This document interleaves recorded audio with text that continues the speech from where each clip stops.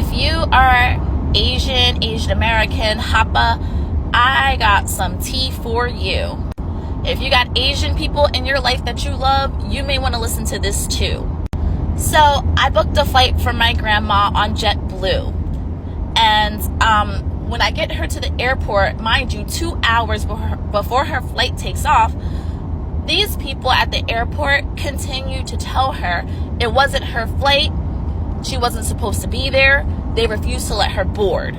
They told her she was at the wrong gate.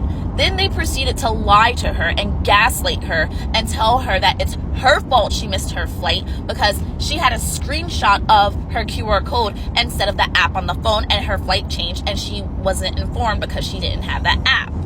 That is a lie. I have the app on my phone and her flight did not change. I called. Thank God my grandma was on the phone with me because these people were so nasty to her. So freaking nasty to her. They did not try to help her. They tried to tell me that they are not responsible for my grandmother's transportation. Yeah, no, you are responsible. I had to get on the phone with the lady who also tried to refuse to talk to me, and I had to have a whole full-fledged Karen meltdown.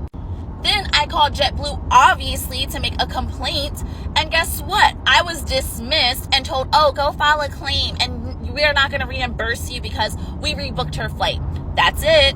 So that's what you guys do? You guys hire people who are racist, clearly, or either ageist, clearly, or maybe both. Maybe my old-ass, Asian-ass grandma wasn't good enough to be treated properly. And then they dismissed me twice, dismissed me twice, saying they couldn't help me.